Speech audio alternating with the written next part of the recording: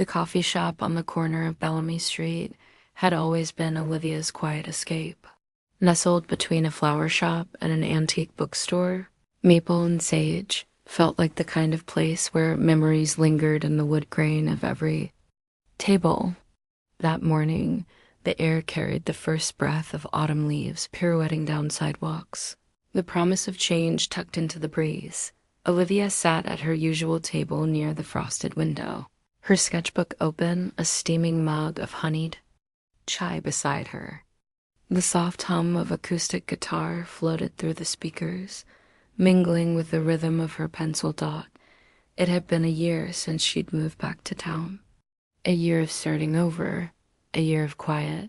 She liked her solitude most of the time.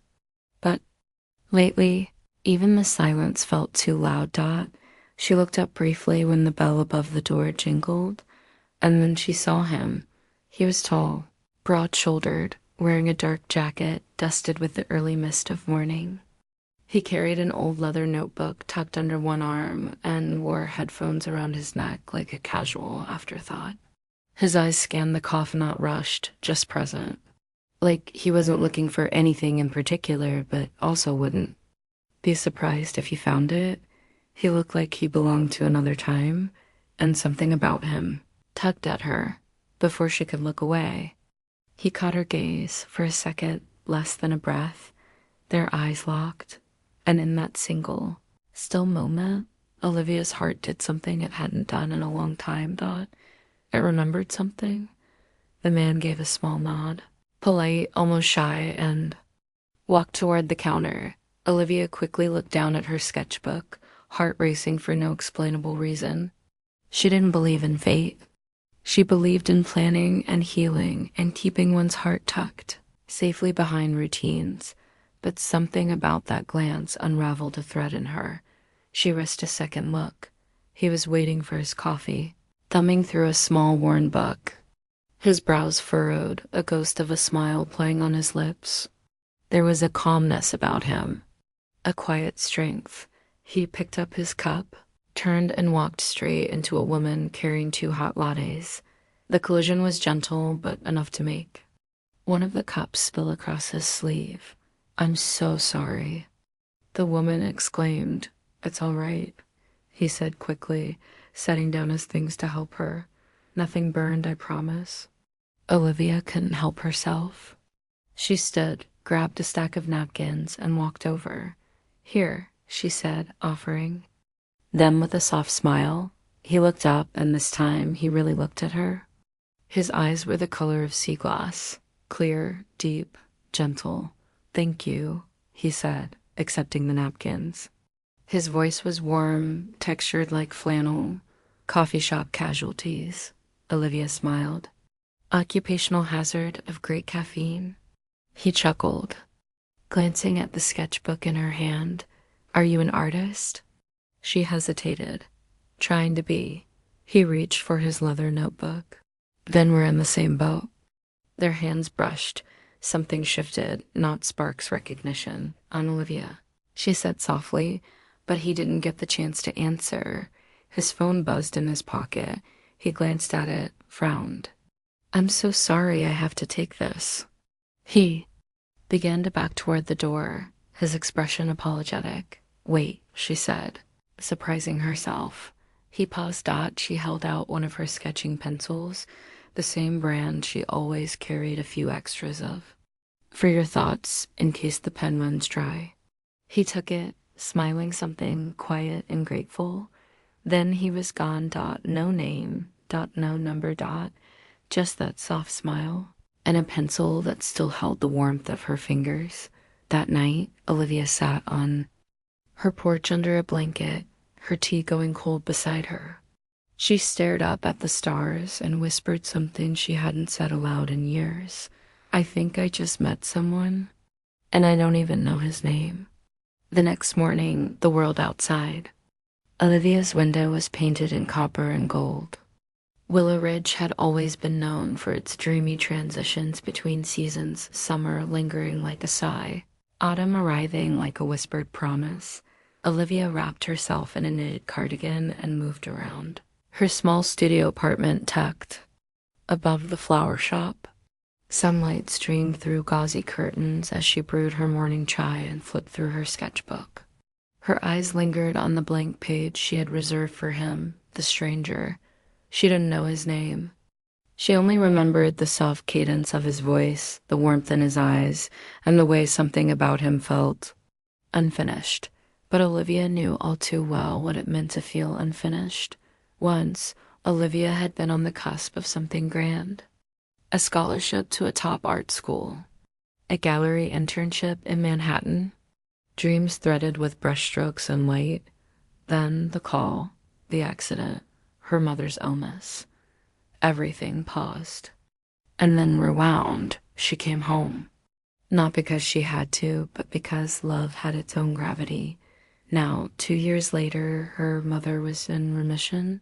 The town was quieter, and her dreams were cautiously resurfacing like dandelions through cracks in pavement. Olivia taught weekend art classes for kids at the community center. She worked part-time at the florist below her apartment, and every spare moment was devoted to rebuilding her art portfolio. But even with that structure, something in her life felt muted, like waiting for a song she hadn't heard yet. Until yesterday. Until him, Miles Bennett, hadn't expected to return to Willow Ridge. Not after 10 years of traveling from country to country, gathering stories like sea glass and writing them into books under the name E.J. Hart. Only a few readers knew that E.J. Hart, the rising literary voice in travel memoirs and poetic prose, was just a quiet man with a weathered journal and a heart still learning how to heal. Willowridge had been home once briefly. His parents moved often, but his happiest years as a teen had been spent here, wandering the woods, journaling beside the riverbank, and dreaming of stories that could carry people away from their pain. He never forgot the town's stillness or its kindness. So when his publisher begged him to take a break, to reset, he rented the old lake cottage and promised himself 2 months of peace, coffee, and writing. What he hadn't expected was her, the girl with the sketchbook and honey chai. Ice. Miles sat at the cottage desk that overlooked the water. Leaves drifted across the surface like memories. He flipped open his notebook and saw her pencil still, tucked into the spine. He hadn't stopped thinking about her. There was something familiar about the way she had looked at him, not curiosity, not interest. Something softer. Recognition. He hadn't believed in fate in a long time, but he believed in moments that changed you, and he felt certain that yesterday had been one of them. He hadn't caught her last name. He had masked, but something in him, an ache, a pull, knew their story wasn't over. The town itself felt like a character in their unfolding love story. Willow Ridge was all worn bricks, flower baskets hanging from lampposts, and music drifting from open shop windows. The townspeople knew each other by name, by story, by heart. The community center sat across from the library and was the heart of every local event. There was the bakery with the world's softest cinnamon rolls, the quiet bookstore run by a retired English teacher named Mr. Camden, and the hidden garden trail that wrapped around the lake like a secret. This was a place where stories took root. And perhaps where one love story had just begun. That afternoon, Olivia's art class was painting dreamscapes. She knelt beside a girl who was painting stars on the back of a whale and smiled. Why the whale? Because she's dreaming, the girl said, and sometimes dreams swim. Olivia blinked. So simple, so true. As the children packed up, her thoughts drifted back to the stranger Miles, though she didn't yet know that. She wondered if he dreamed too. After class, she stopped by the bookstore, fingers tracing the spines. A new arrival caught her attention. Where the Stillness Lingers by E.J. Hart. She flipped through the opening page. There are places that hold you even when you leave. Not with hands, but with memory, with hope. She still. Something about those words tugged at her like that same quiet she'd seen in his eyes. She turned the book over, hoping for a photo, nothing, just a quote. Sometimes the soul recognizes before the mind understands. And her heart whispered, "It's him." Miles watched the town through the lens of memory. Each morning he walked to Maple and Sage, hoping to see her again. Each evening he sat by the lake, writing not about distant lands, but about a girl with ink stained fingers and a gaze that lingered like poetry. He asked Mr. Camden if he knew an Olivia Rhodes. The old man grinned. "Bright one, teaches art to kids. Has the soul of a storyteller. She lives above the flower shop." Miles thanked him and left with his heart pounding, but he didn't go to her. Not yet. He didn't know why he was waiting. Maybe because this time he wanted to do things differently, slowly, honestly, deeply. Maybe because the words he was writing about love, loss, and finding home finally had a name, even if he hadn't spoken it aloud. That night, both of them stood on their respective balconies. Olivia looked at the stars and whispered, "If I see him again, I won't let him leave." Miles looked at the moon and murmured, "If I find the courage, I'll finally tell her my name." And beneath that same sky, without knowing, their hearts made the quietest promise. "We're not finished." It started with a book. A week after their fleeting meeting, Olivia returned to Maple and Sage, half hoping to see him again. Her sketchbook was tucked under her arm like armor, but her thoughts felt soft and unguarded. She ordered her usual chai and moved to her table by the window, and there it was on her table, where she always sat, a book, Where the Stillness Lingers by E.J. Hart. Her breath caught. She reached for it slowly, turning the front cover. A note was tucked inside, for the girl who sketches the silence between raindrops. In case the story finds you first, there was no name, but she knew he had been there. And he remembered. Her heart ached in the most beautiful way. Across town, Miles leaned against the old stone bridge overlooking Willow Lake, sketching phrases into his notebook. He didn't want to overwhelm her, didn't even know how to begin again, but he couldn't stop thinking about her. He had left the book intentionally, a breadcrumb, a whisper, a way to say I remember you too. He hadn't expected her to find it so quickly. When she walked by the bridge later that afternoon, lost in thought. Clutching the book to her chest, they locked eyes again. This time, neither of them looked away. "Did you leave it?" she asked softly. Miles nodded. "I hoped you'd find it." They stood in the middle of the bridge as the wind carried golden leaves around them. "I never got your name," she said. He smiled. "Miles." Her heart hummed. "Olivia." They didn't shake hands. Didn't need to. The connection had already happened. Now came the unfolding. "Walk with me?" he asked. She hesitated, then smiled. "Okay." They wandered the lakeside trail, the late afternoon sun casting their shadows long and warm. "So, you're E.J. Hart," she said, nudging him gently. "The man with 1,000 thoughts and no author photo." He chuckled. "Guilty. I prefer to stay hidden." "Why?" "Because sometimes words speak louder when no one's watching." Olivia considered that. "And yet, you left me a message." "Some silences are too loud," he said. I couldn't leave them untouched. The conversation flowed effortlessly. They talked about art and stories, fears and places they dreamed of. She told him about her mother's recovery, about how her paintbrushes saved her on days she didn't know how to breathe.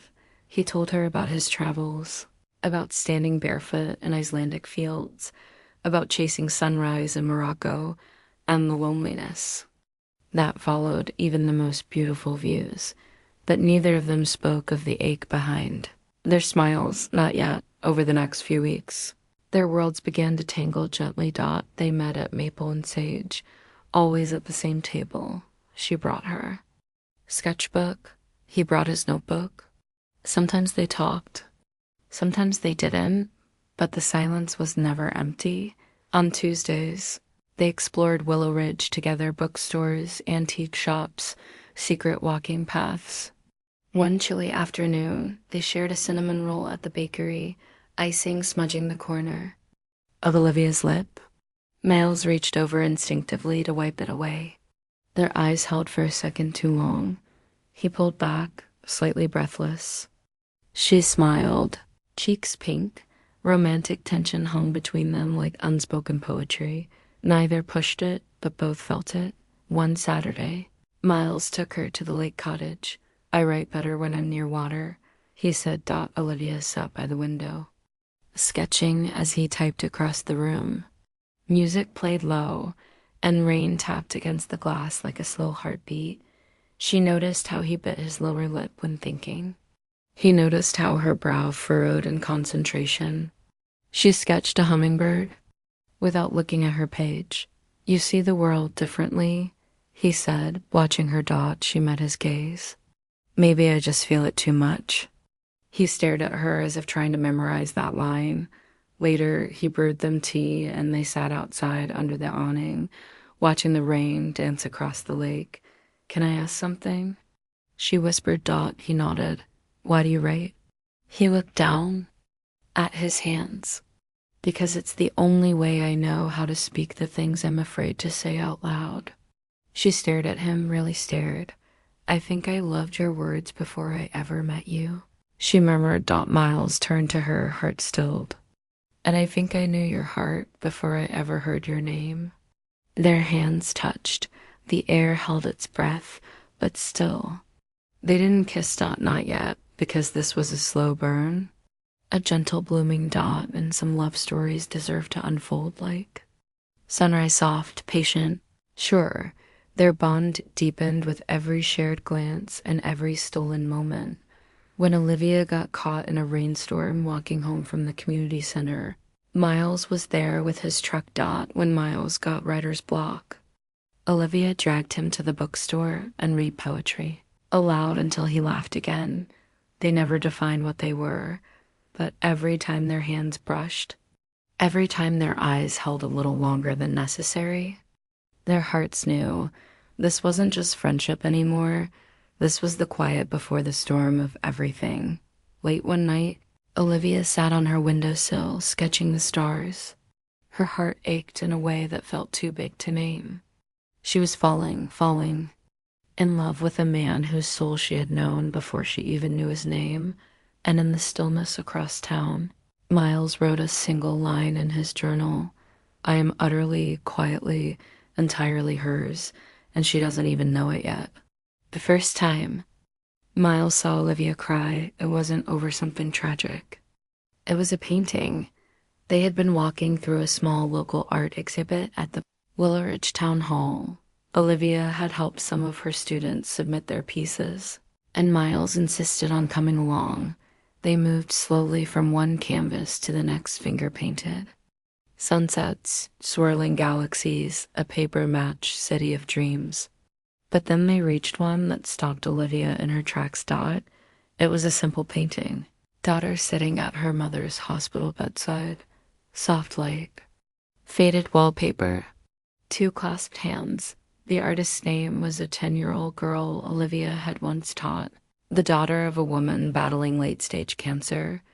Olivia stared at the canvas for a long time, unmoving. Miles noticed her hands trembling, stepped closer and gently touched her arm.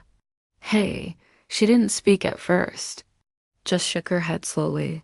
"My mom looked just like that, pale and tired, but smiling," she whispered. "I remember sitting exactly like that, hoping love was enough to heal her." Miles didn't say anything. He didn't try to fix it or tell her it would be okay. He just stood beside her, and that meant everything. Later, as they sat in the garden behind the exhibit hall, Olivia admitted softly, "There were days I thought I'd never paint again. That grief had taken all the color from my world." Miles reached over and took her hand. "You brought the color back yourself," he said. "Every time you picked up a brush, you chose hope." She looked at him, teary-eyed, and smiled. "Why are you always the one who knows what to say?" I write, he teased. It's what I do. But this, she squeezed his hand. This is more than writing. Their connection deepened in quiet, unexpected ways. A late night phone call when Olivia couldn't sleep. Miles reading her poems by candlelight. Her leaving a sketch of his lake cottage door tucked inside. His journal. They had never kissed, but they knew things about each other most couples never took the time to ask out their fears. Childhood scars. There. Dreams that felt too fragile to speak aloud. One day, as they walked through the woods near the ridge, Olivia stopped near a tree with initials carved into the bark. She traced it with her fingertip. I always imagined I'd have someone to carve my name next to. When I was little, Miles smiled gently. What stopped you? She hesitated. No one stayed long enough. Miles reached into his pocket and pulled out a small pocket knife. Maybe it's time to change that. She looked at him, unsure. And then carefully. Miles carved the letters M+O into the bark, right below the others. No promises. No declarations. Just presence. And permanence. Another night, Olivia invited Miles to her rooftop. She had decorated it with fairy lights and soft cushions. A record player spun vintage jazz in the background. They sat side by side, wrapped in a shared blanket, sipping hot cocoa. Tell me something you've never told anyone, she whispered. Miles grew quiet. The city lights reflected in his eyes. I was engaged once, he finally said, years ago, before my writing took off. She left because I wasn't ready to be fully present. I kept running to stories, to foreign places. I thought I was chasing meaning, but really, I was just afraid. Olivia didn't flinch. Instead, she leaned her head against his shoulder. You don't seem like a runner anymore. I'm not, he murmured. Not with you. She closed her eyes and let the moment wrap around her. They didn't need a kiss to know this was love. They were becoming each other's home. One afternoon, Olivia brought Miles to her mother's cottage. Her mom had wanted to meet the mysterious man her daughter spoke of with stardust in her voice. Miles brought flowers, sunflowers, and lavender, tied with twine. Mrs. Rhodes was warm and gentle, with eyes like Olivia's and a laugh that wrapped around you like a hug. Later, after dinner, as Olivia stepped away to make tea, her mother turned to Miles and asked, Do you love her? Miles didn't hesitate. Yes, he said simply. More than I know how to explain. Her mother smiled, knowingly. Good, then don't let her go. As autumn deepened, so did they. Pumpkin patch afternoons. Letters written and hidden in each other's sketchbooks and notebooks. Evenings where they sat in silence, just watching the fireplace dance. They were still careful, tentative at times, each carrying the delicate weight of past wounds, but their love was blooming like a late-season rose, slow, resilient, and achingly beautiful. One evening, under the golden glow of twilight, Olivia finally said the words, I'm in love with you, Miles. He took a step closer, his voice barely above a breath. I think I've been falling for you since the moment you handed me that pencil. She smiled through happy tears. Took you long enough. And for the first time, he kissed her, not rushed, not hungry, but full of everything they had built together, trust, vulnerability, safety, belonging. The kind of kiss that says we've been waiting for this. The kind of kiss that tastes like home. For a while, everything felt perfect. Their days had settled into a quiet rhythm of contentment. Mornings filled with whispered coffee rituals and shared silence. Afternoons at the lake or bookstore, sketching and writing. Evenings curled up with stories and candlelight. But love, as gentle as it can be, is never free from fear. And sometimes the fear doesn't come from the world, but from within. It began with a phone call. Miles had submitted a new manuscript weeks ago. It was something different, raw, vulnerable. A memoir, written not under his pen name, but under his own. It had been inspired by Olivia. She didn't know about it. Not yet. Now. His publisher was calling, ecstatic. A major New York literary house wanted to meet him. They wanted to promote Miles Bennett, not H.A. Hart, as the new voice of emotional nonfiction, but it required something he hadn't expected: a move, a long-term residency. Media tours. 6 months in New York City. It was everything he had once dreamed of. Everything he had walked away from. Now, it was knocking again, just as he had finally found someone worth staying for. When he told Olivia that evening, her eyes flickered with something he hadn't seen before. Fear. "You didn't tell me you submitted under your real name," she said, her voice quiet. "I didn't know if I had it in me," Miles replied. "But I wrote about you, about this town, about how finding you changed the way I see the world." She tried to smile, but it didn't reach her eyes. "So you're leaving?" "I haven't said yes." "But you're thinking about it." He paused. "I don't want to lose myself again, Olivia. This book feels like the most honest thing I've ever done. It feels like ... purpose." She nodded slowly, backing away. "And what do I feel like?" Miles flinched. "You know, it's not like that." But Olivia had already turned toward the door. "Sometimes I think people come here to find peace. That when they do, they realize they were just passing through." Her voice broke on the last word. And the silence that followed said more than either of them could. The next few days were marked by distance. They didn't fight. They just paused. Olivia threw herself into her art. She took on extra classes, worked late into the night. She couldn't bear to see the lake cottage, not when it reminded her of a future that might no longer be hers. Miles wandered town restlessly.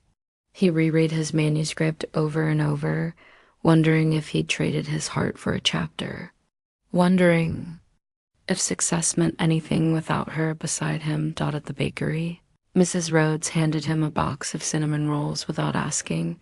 "She's scared," she said softly. "But only because she loves deeply." Miles nodded. "So am I." Mrs. Rhodes placed a hand on his.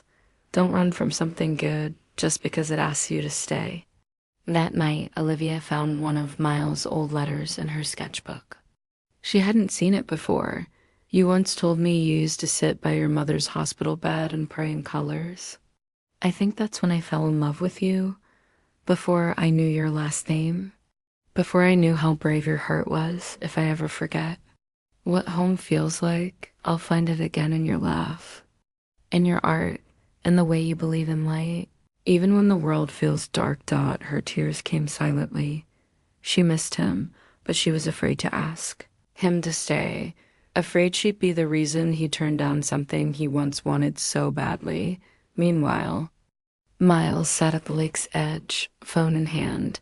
He had an offer to accept, a contract to sign, but the only thing he wanted was for Olivia to look at him like she had that night on the rooftop, when she whispered, "I love you," like a prayer.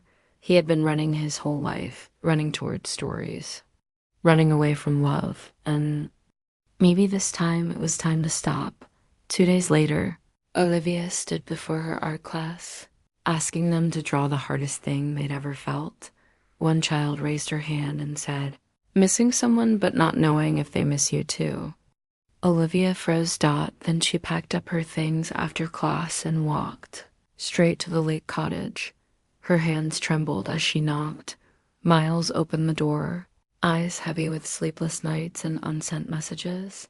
"I don't want you to choose me over your dream," she said, voice shaking. "But I also don't want to be the girl you remember when you're lonely in a hotel room." Miles didn't reply right away. Instead, he pulled something from his pocket, the signed contract, torn in half. "I didn't choose between you and my dream," he said softly. "I chose a different dream, one where you're in it." She stared at him, stunned. "But I always wanted to be heard, to matter. And then I met someone who sees me completely, even without my words." His hand reached for hers. "Olivia, I don't want pages of success without chapters of us. They stood there on the porch of the lake cottage, hearts battered but still beating together. No more running. No more LMOSTS. Just love, messy, honest, real. And worth everything. The air was crisp the next morning. The lake mirrored the pink streaked sky like it, too, was waiting to exhale. Olivia stood at the edge of the wooden dock, her sketchbook cradled against her chest, hair tousled from the wind, cheeks kissed pink from the cold. She had come to the lake cottage early unannounced. This time. She wasn't running. She was ready. Miles stepped onto the porch, his breath catching when he saw her.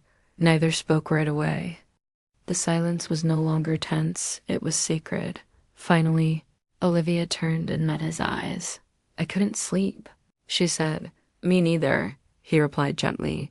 She held up her sketchbook. I've been drawing the same scene over and over, but something's always missing. He walked down the dock toward her, slow and steady. What is it? Her voice cracked. You. Miles stopped just a foot away. Liv, I've been scared, she whispered. Scared that if I held on too tightly, I'd suffocate something beautiful. Scared that if I asked you to stay, I'd be selfish. But the truth is, I don't want to keep pretending I'm okay without you. He looked at her like she was the only sunrise the world had ever known. You're not selfish, he said, stepping closer. You're honest and brave. She bit her bottom lip to keep it from trembling. Do you still want this, us? Even if it means your dreams look different than you imagined? Miles reached into his coat pocket and pulled out a folded sheet of paper. He handed it to her. It was a letter. Dear Olivia, I used to think love had to wait until life was figured out, until I was ready, until I had earned it. But then I met you, and I realized love doesn't wait for perfection. It arrives softly in the quiet moments, in laughter and grief, in shared coffee cups and borrowed books. I loved you before I knew what loving you would ask of me. And now I know. It asks everything, and I'm saying yes. Tears welled in Olivia's eyes. She closed the space between them and laid her hand against his chest. Then let me say yes, too. They stood on the dock, arms wrapped around each other, wind brushing past them like a whispered blessing. This time, when their lips met, it wasn't just a kiss. It was a vow. To choose each other again and again. To be more than a passing chapter. To be home. That evening, they returned to the tree near the ridge, the one with their initials carved. Softly into its bark. Miles held a small jar of paint. Permanence, he said, dipping his brush and filling. In the grooves of aim+O with deep golden ink. Even when the world tries to fade us, he said, we'll stay. Olivia reached up and placed her hand beside his on the bark. I believe in us, she whispered. They walked back under the glow of fairy lights strung through the woods, hand in hand, hearts finally unburdened. Later that night, wrapped in blankets beneath the stars, Miles rested his head in Olivia's lap as she sketched the night sky on a fresh page. What are you drawing now? He asked. She smiled. The moment everything felt right. And what does that look like? She paused, then turned the sketchbook toward him. It was them on the dock that morning. Her hand on his heart, his eyes on her. The water still. The sky beginning to bloom. Miles took the sketch and held it close. This is forever. She kissed his forehead. It always was. A year later, spring painted Willow Ridge in soft pinks and golden white.